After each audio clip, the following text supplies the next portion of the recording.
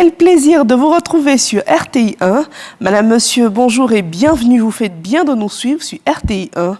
Dans l'actualité, ce Conseil des ministres qui s'est tenu hier au palais présidentiel, il a été présidé par le chef de l'État Alassane Ouattara. À l'issue de ce Conseil, plusieurs décisions ont été prises dans les secteurs de l'agriculture, de la promotion de la jeunesse et de l'éducation. Le Conseil s'est surtout prononcé sur l'actualité politique actuelle ici en Côte d'Ivoire. Le résumé d'Alexis Ouedraogo. Ce mercredi, au palais présidentiel, le chef de l'État Alassane Ouattara retrouve son équipe gouvernementale. 19 points à l'ordre du jour pour un impact concret sur la vie des populations. Et justement, bonne nouvelle pour la filière karité qui, avec sa récente certification bio, s'ouvre à l'exportation. Ce produit qui fait vivre quelques 152 000 producteurs va rejoindre les règles de commercialisation du coton et de l'anacarde.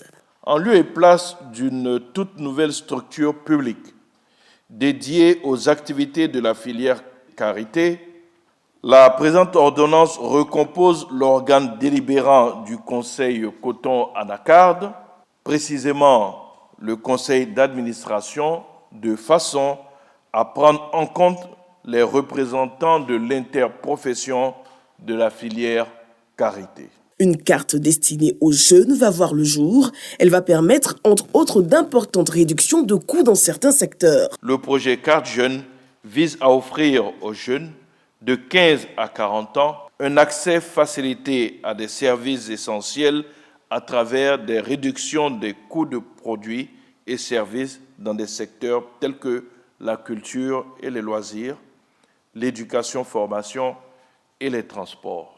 L'objectif est de distribuer 200 000 cartes d'ici fin 2025 à travers un déploiement progressif permettant d'adapter et d'améliorer le dispositif selon les besoins réels des jeunes en vue d'aller au-delà des premières tentatives peu fructueuses de lancement du projet.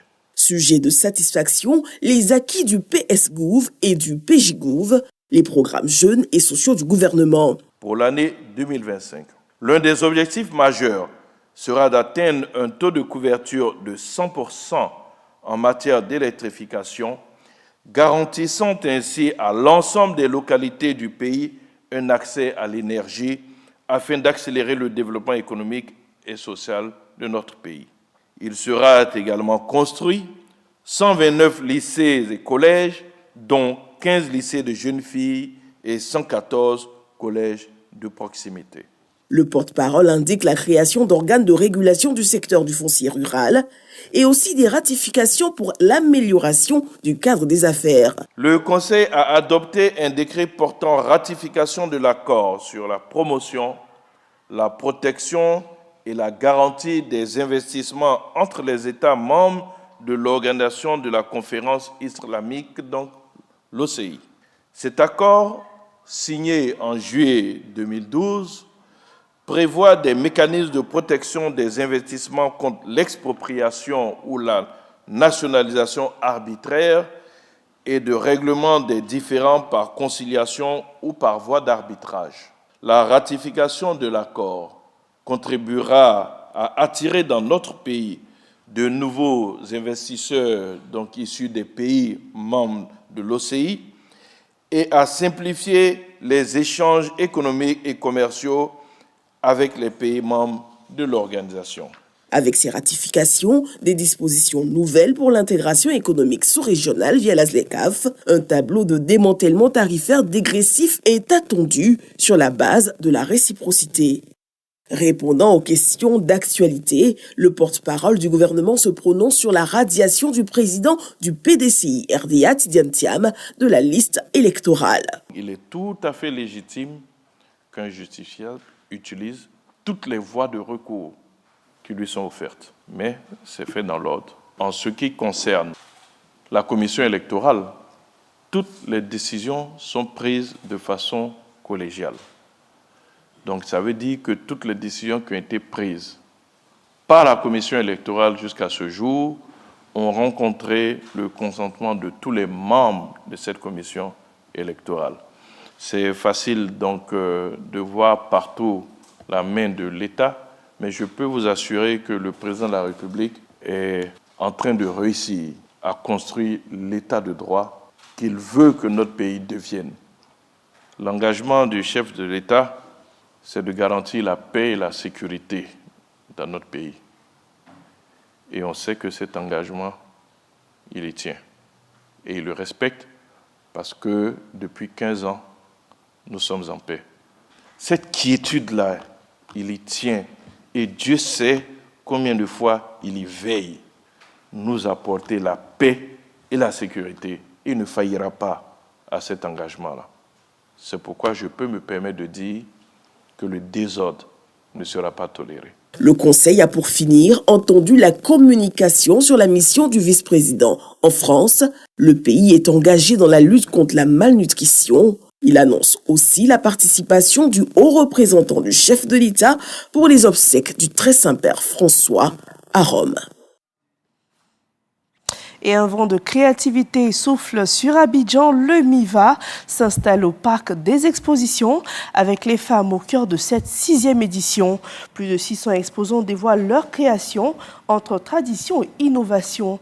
L'Afrique du Sud et le Congo sont les pays invités à cet événement et les festivités ont été lancées. Et c'était en présence de nos reporters Marie-Chantal Akodan et Ulrika Dangon. Elles sont les premières voix de ce marché ivoirien de l'artisanat MIVA 2025. Fièrement installées sur leur stand, ces artisanes partagent leur quotidien entre passion, innovation et résilience. Nous voulons valoriser tous nos produits sur le plan national comme sur le plan international. Le ton est donc donné, valoriser le talent au féminin. Le MIVA est une plateforme de rencontres et d'échanges qui réunit en un seul lieu les meilleures œuvres artisanales produites par les meilleurs artisans sélectionnés par leurs pays respectifs, ainsi que des acheteurs professionnels et des experts du domaine de l'artisanat. L'artisanat est le reflet de notre culture, de notre histoire et de notre identité et constitue le fruit du travail acharné de nos artisans qui, avec passion et dévouement, créent des œuvres uniques et précieuses. Aujourd'hui, nous mettons en lumière le rôle crucial des femmes dans ce secteur. Le ministre d'État, Kobenan Kwasi Adjoumani, représentant le Premier ministre, a rappelé l'engagement du gouvernement en faveur d'une croissance inclusive. Le Premier ministre me charge de vous féliciter. Vous féliciter pour la tenue de ce marché à vocation internationale qui, au fil des années, fait son chemin et renforce aujourd'hui, je puis le dire, de fort belle manière, la visibilité des produits artisanaux de la Côte d'Ivoire. Marraine de cette édition, la présidente du Sénat, Kandia Camara, a exprimé son admiration pour les femmes artisanes. Face à l'ensemble des défis auxquels les femmes en général et les femmes ivoiriennes en particulier sont confrontées, je voudrais saluer les multiples initiatives du gouvernement comme la présente édition du MIVA en faveur des femmes dans l'entrepreneuriat et l'artisanat. Nos artisans, avec engagement, audace, finesse, délicatesse, participent pleinement à la construction et au développement de notre société et de notre pays.